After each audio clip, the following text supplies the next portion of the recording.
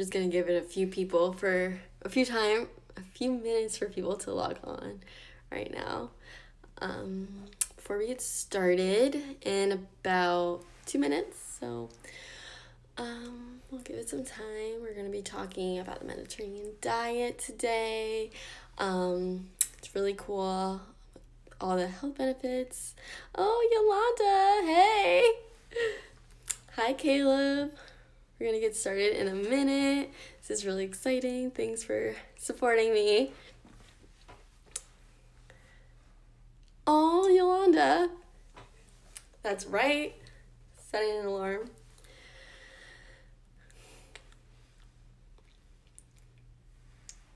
Yolanda, do you have any questions for the Mediterranean diet?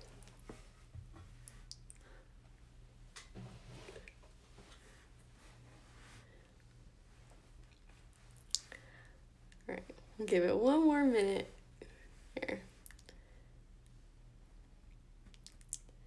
Don't try to out-front me. Sodium. Ooh, that's a good one. I'll talk about that a little bit right now while we're waiting. Well, it's 3 o'clock now, so I'll get to it later. Okay.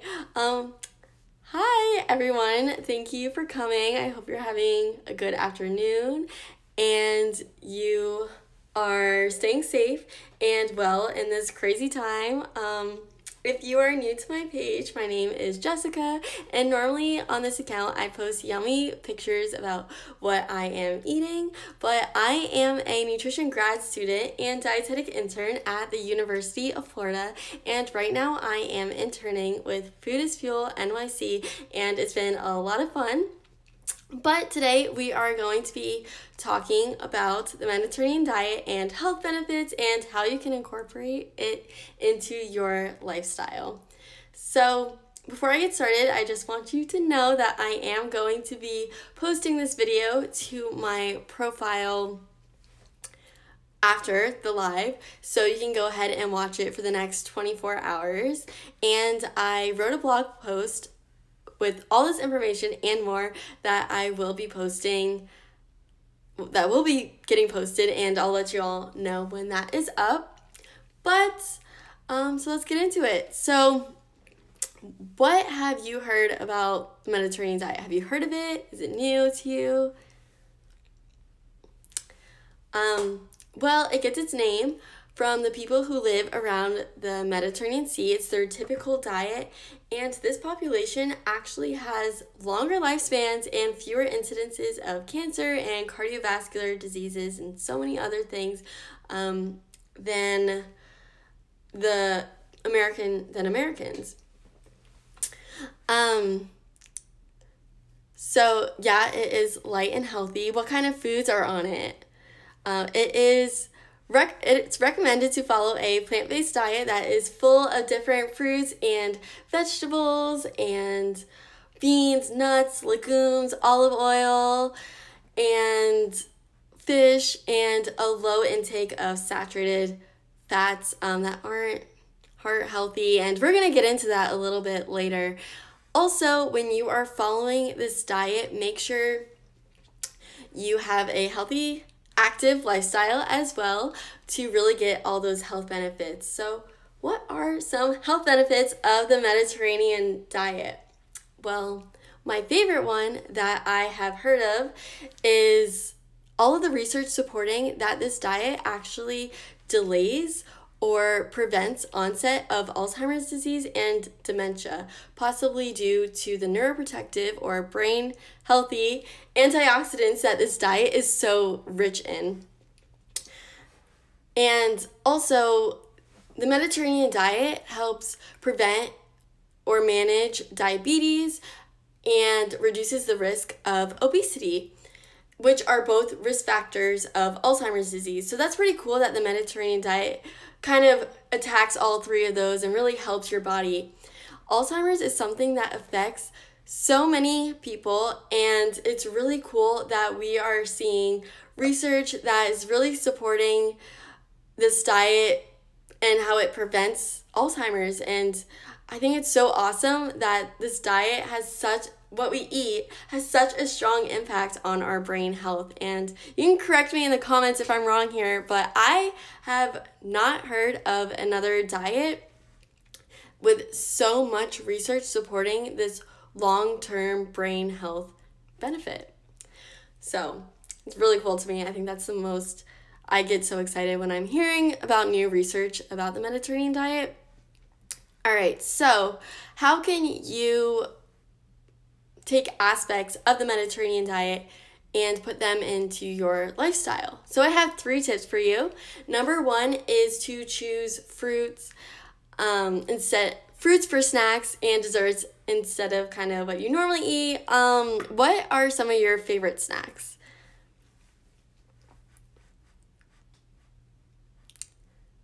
Well, I am very guilty. My favorite snack is Boom Chicka Pop kettle corn. I go through so many bags of that stuff. Celery and hummus. Well, that celery and hummus is a pretty healthy snack, so I think you're good to go with that one. Caleb says wine, and I've had those days. I've been there. But if you are the type of person that likes to eat, we have a lot of wine fans here.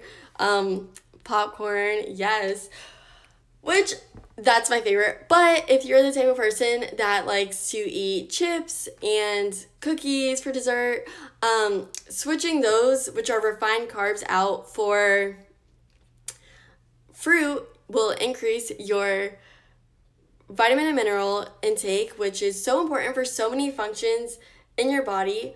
Also will increase your fiber intake, which is, again, important for your heart and digestive health.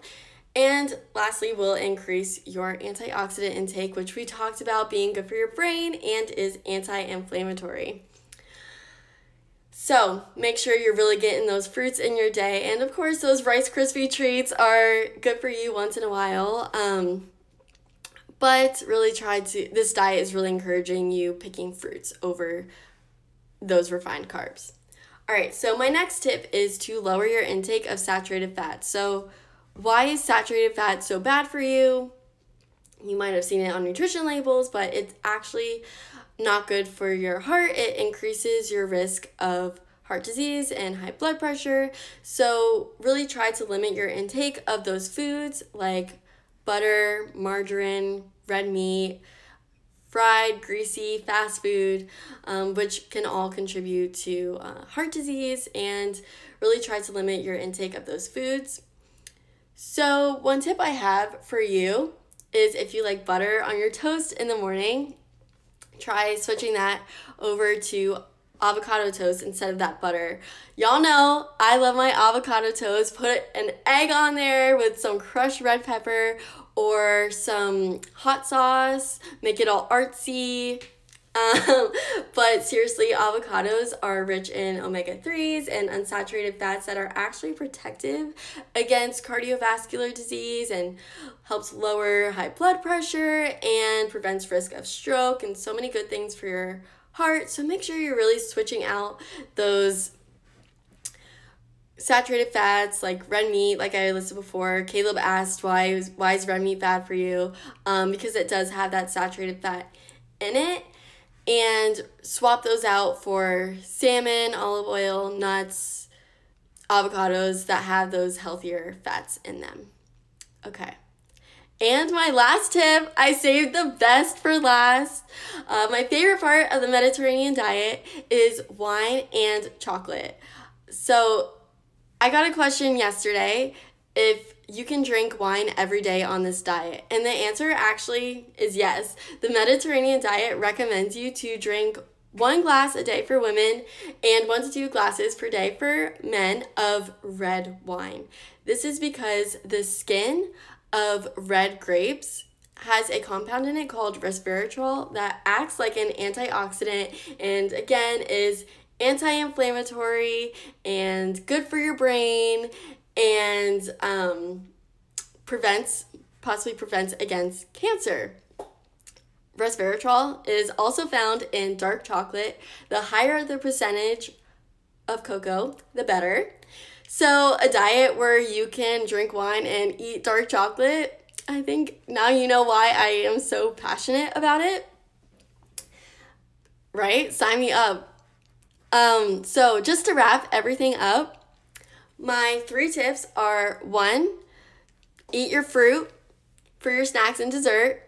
2, lower the intake of those saturated fats. And 3, drink wine in moderation, of course. So yeah, those are all of my tips. And now I want to challenge you to make one of those switches into your lifestyle the next week and post it onto your story and tag me at walkandguac in it. I'm so excited to see your post, and maybe I can learn a tip or 2 from some of you that will post. Oh, Caleb says done. Yes. So does anybody have any questions? I see Krishna just got here. Give it a second. Caleb says wine every day, and that is correct. 1 to 2 glasses. All right, so I am going to, like I said, posting this live onto my profile for the next 24 hours. So you can go ahead and view it, and I will also be posting when that blog post is up. So make sure you're following me so you get all those updates. And that is all I have for you. Thanks everyone for tuning in. Oh, Yolanda, I never got to your sodium question. First let me address the sodium. So salt, I'm not really sure what you wanted to know about that, but the Mediterranean diet recommends lower intakes of salt. I tried to aim for less than 2,000 milligrams a day, and so by avoiding processed foods and really cooking everything yourself, you can help lower that sodium intake and really flavor your foods with herbs and spices. Use garlic powder, paprika, chili powder, all those fun spices, oregano, instead of salt to lower your sodium intake. And is too much olive oil a bad thing? And actually it can be if you eat too much of it. The recommendation is about 6 tablespoons a day. So, just take that into your daily lifestyle. Don't eat too much of it, but yes, it is good for you, but it also does have omega-6 fatty acids in it. So, those can actually be pro-inflammatory. So really try to moderate your olive oil intake. I hope that helped answer your question. Okay, answered all my questions. Very informative. You are welcome. All right, well, thank you everyone for coming to my live. Yeah. All right, bye.